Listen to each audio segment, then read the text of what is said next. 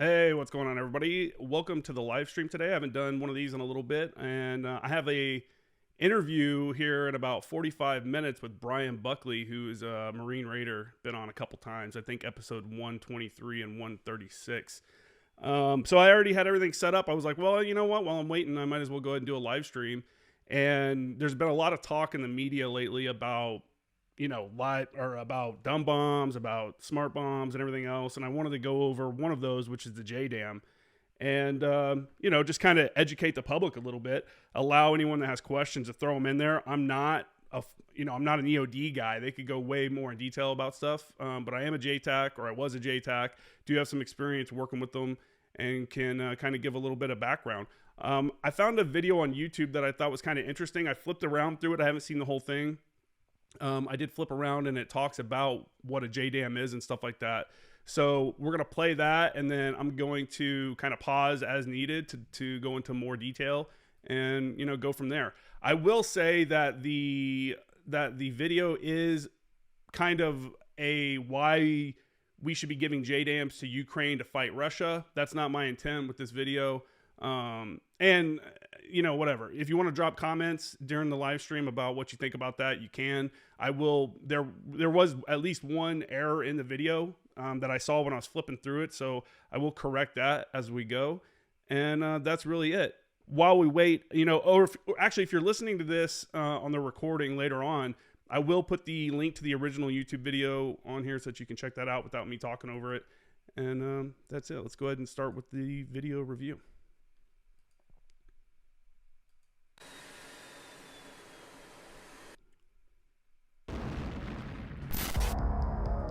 Hello everyone, welcome to our channel. Military music.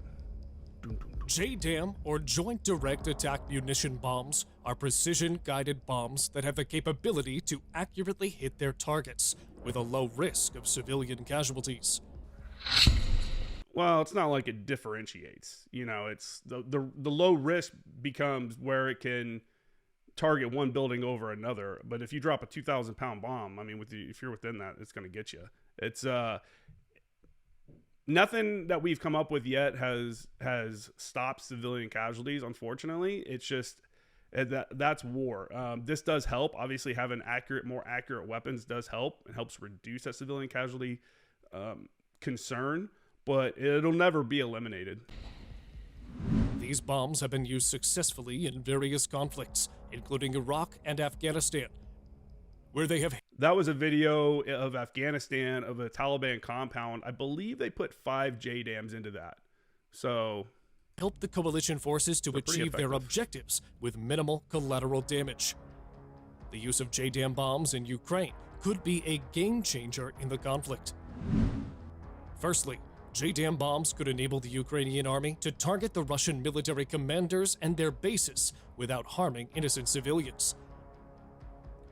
Again, it all depends on where they're at. I mean, and to say that this would be one of many tools that they have to do that. We've sent HIMARS, which is the high mobility artillery rocket system, 227 millimeter rocket that is extremely accurate. We used it in Afghanistan quite a bit. So there are options. So I guess adding this to the toolbox is correct, but again, this isn't if we should or should not, but feel free to comment in the comments what you think. Precision guidance technology used in these bombs allows for the accuracy of up to 10 meters of the target, ensuring that only the intended target is destroyed. They're as accurate as a GPS will be. So your GPS in your phone, your GPS and different GPS systems you may have used, you see how accurate it can be. They're that accurate. So significantly reduce civilian. Part of that accuracy, though, let me step in real quick and say, part of that comes down to whoever's doing the targeting, putting in the most accurate grid. These take highly accurate grids, meaning like a location on the ground. So if I put in the wrong information, it's going to accurately go to the wrong spot. And sometimes it could be tricky if you're talking about a small structure or something like that. There's training you have to go through and do. That's part of like doing the JTAC process. You go through and learn targeting and different steps, and it goes up on different levels. And there's people, I think only the Air Force has them now, but they're called targeteers, and that's all they do is do refined targeting. casualties and damage to infrastructure, which could help to win the hearts and minds of the local population, thus weakening the maneuvering of the Russian army. Secondly, as the war continues, it is crucial for the Ukrainian army to have the most advanced military technology available to them to gain a tactical advantage over their opponents. One such technology that could provide a significant tactical advantage is the Joint Direct Attack Munition, or the JDAM bomb.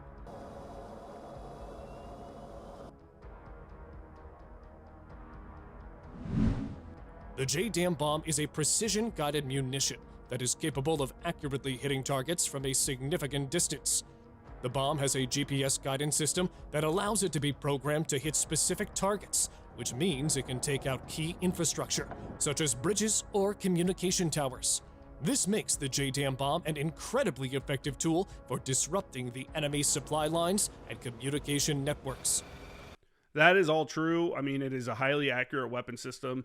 The standoff aircraft, a bomber can fly, 20,000 feet plus, 40, go up to 40, whatever, and drop from a distance and just drop and turn away as the bomb guides itself. It just flies through the air over a long distance and hits the target.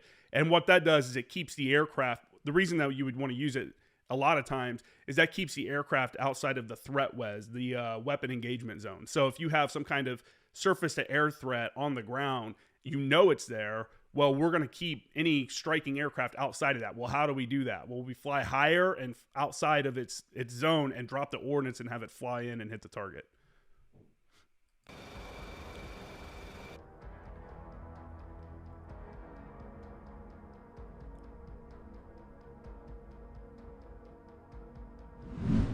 The Ukrainian army has already shown a willingness to adopt new technology, such as drones and anti-tank missiles, in their fight against the Russian army.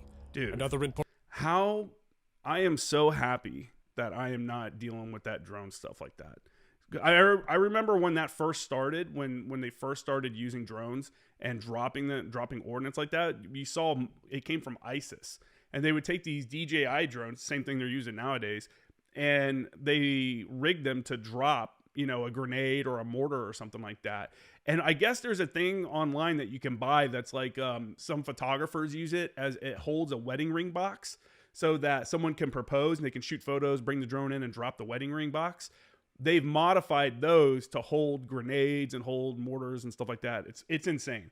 And I mean, the footage that has been coming out of Ukraine and stuff like that, now Israel, it's wild what they're doing with drones. And it's kind of our fault. We started this by there was a weapon, you can look it up, called a Switchblade, which was basically a little suicide drone that would pop out of a tube and go fly. And it had a small munition on the front of it. And then you would just fly it right in. It's like a kamikaze drone. And it's kind of what they're doing now. They're now dropping ordnance, bringing the drone back, but it's just getting crazy. Let's keep going. Important boost to their armament would be the JDAM bomb. With its precision guidance system, the Ukrainian army could use the JDAM bomb to take out key targets deep behind enemy lines without harming troops. This would give them a significant advantage over the Russians, who do not have the same level of technology at their disposal. Okay, that's incorrect. So I looked, like I said, I flipped through this video a little bit to make sure it was what I wanted. I kind of discussed what I wanted, and I heard that. So I looked that up because I was like, that can't be. 2023, Russia doesn't have a GPS-guided ordnance. So I did look it up, and if you do look on the Wikipedia page here that I'm showing, it is the CAB 500, which says that it's been in service since 2019. Now, I don't know how many they have in their arsenal, but they do have it. And this is, what's it say? It's a 1,200-pound bomb, basically, 560 kilograms. You compare that, when you compare that with like what we have the, a bunch of different ones now, but the main ones that we started with were the GBU 31, 32, and 38, which was the 2,000, 1,000, and 500-pound GPS guided bombs. Now we have like the GBU 54, which is a JDAM, but it has a laser integrated into it so that the coordinates can be updated in flight. So the laser updates the coordinates in flight. It's still going off the coordinates and not the laser energy, but the laser can be used to track a moving target or something like that, where you need to. But yeah, we have a bunch of different kinds now, and Russia does have one, that CAB 500 SE. So let's keep going. One of the main advantages of the JDAM bomb is its ability to minimize collateral damage. With its precision guidance system, the bomb can be programmed to hit a specific target, such as a military vehicle or a weapons cache, without causing damage to surrounding structures or civilians. This is crucial in a conflict where civilians are caught in the crossfire and could help to reduce civilian casualties. In addition to its precision, the JDAM bomb is also incredibly versatile. It can be launched from various platforms, including fighter jets, bombers, and drones, making it an ideal tool for various missions.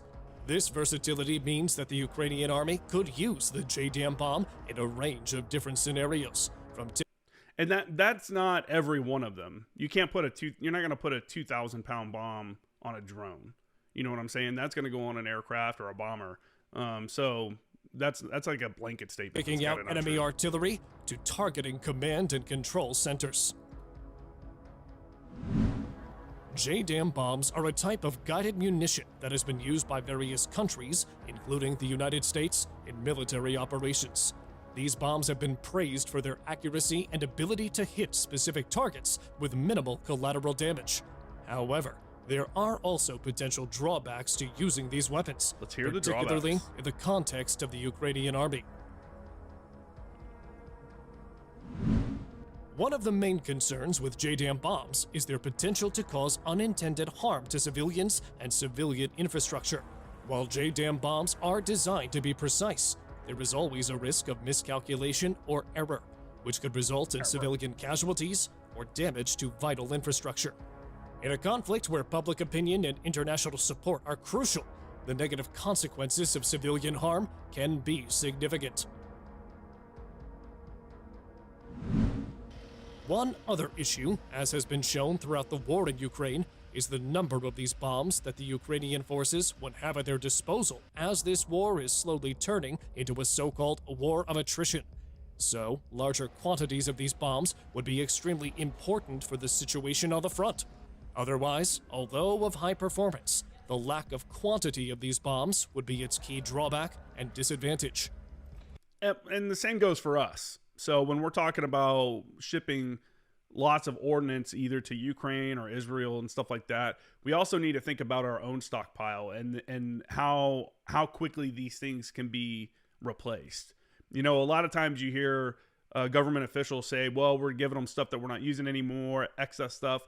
When it comes to ordnance going to Ukraine and Israel right now, that's not the case, because I think there's a depletion of artillery rounds right now in the military where we don't even have enough like we should have because we've sent so many. So that's a consideration, not just for them, but for the people that are also giving them up. Something to think about.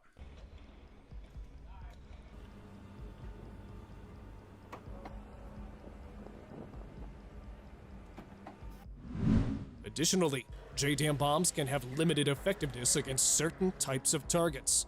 For example, hardened or deeply buried targets may require a different type of munition to neutralize them effectively. This means that the Ukrainian army may need to use a variety of weapons in its arsenal to achieve its objectives, which could further strain its resources. I don't think the Russian military has any kind of bunker system set up that can't be used, that a JDAM, like a GBU-31, a 2,000-pound JDAM set on a delay fuse so that it, digs into the target.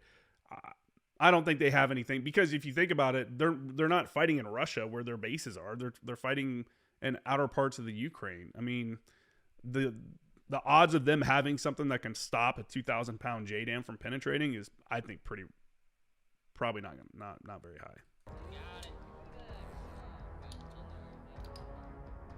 Finally, there is always the risk of technological failure with JDAM bombs. These weapons rely on advanced technology to guide them to their targets, and any disruption to that technology could render them useless. This means that the Ukrainian army would need to have backup plans in place in case of technological failure, which could further complicate military operations. It's worth noting that the JDAM bomb is not a silver bullet that will solve all of Ukraine's military problems.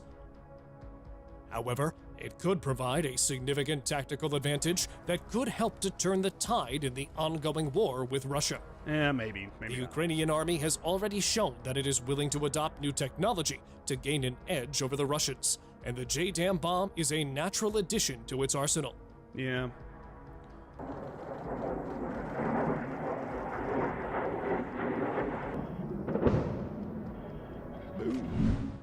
In conclusion, the JDAM bomb could provide a significant tactical advantage.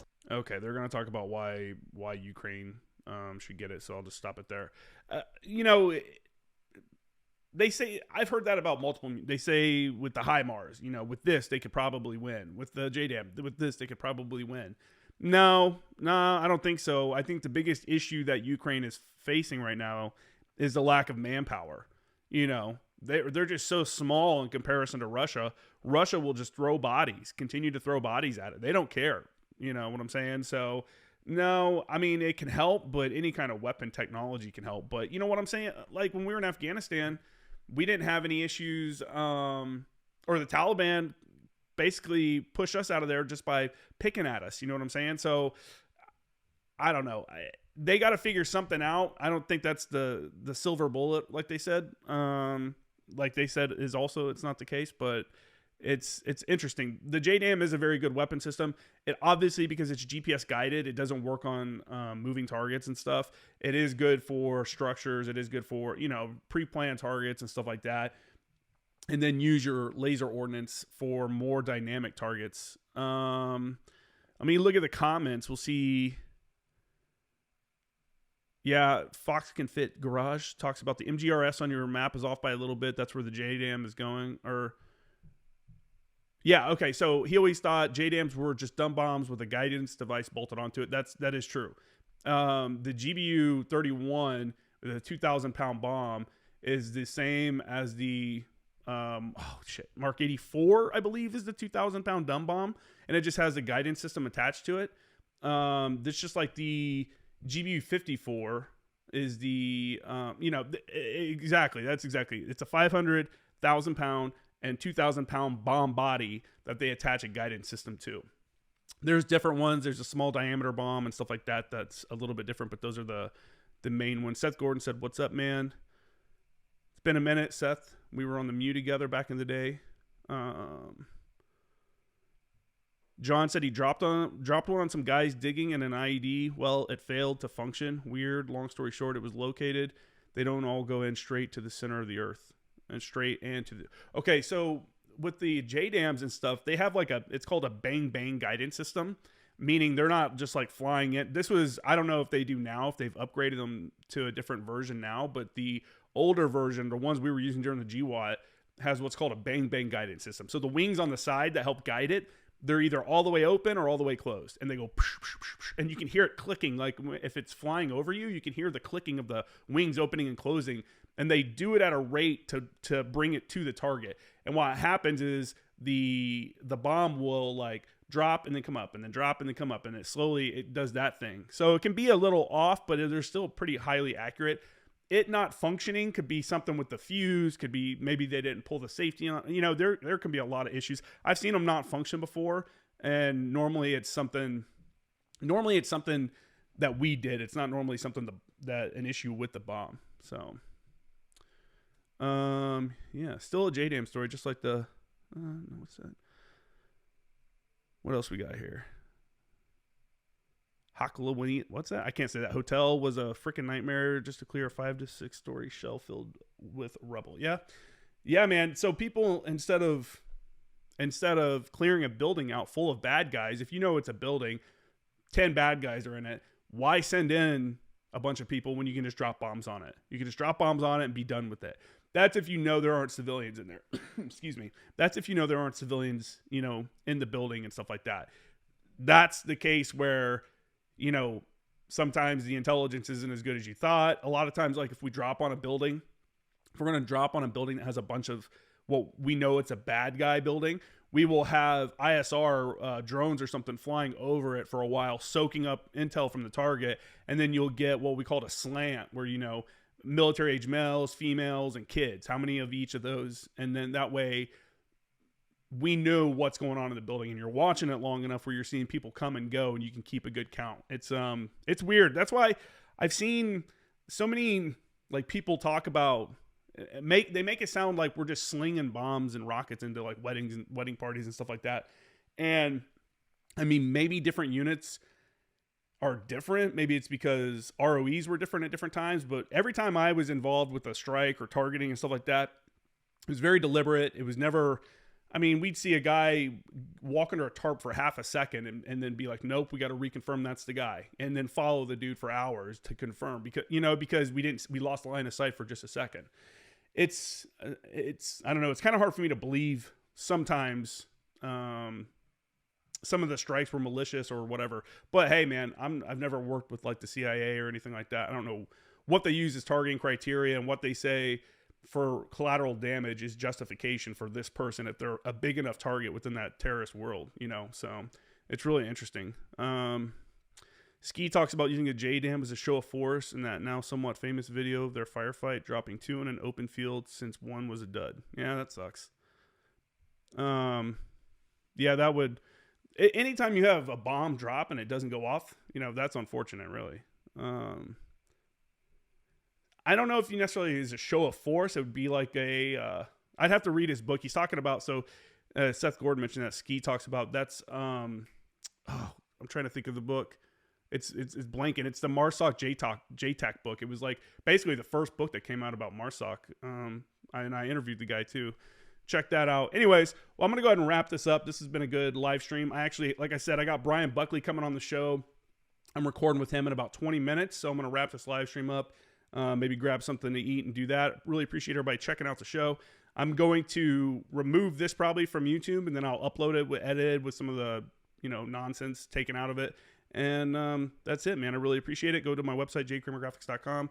Check out that. If you need custom shirts, hoodies, stuff like that for your unit, feel free to reach out. Custom designs. I'm also a digital marketing guy. So if you have a small business and you're trying to rank higher on Google, looking for someone to help you with your SEO, reach out to me. You can go on to jcramergraphics.com, and there's a contact us button. Hit that, shoot me a message, and I can give you guys a, oh yeah, there it is. Level 0 Heroes and Dagger 2-2. Thanks for putting that on there. Yeah, Level 0 Heroes and Dagger 2-2. Ski's been on the show, I think, twice. I'll have to go back and check. I should hit him up, see if he wants to come on again. But all right, that's it. Have a good one, guys.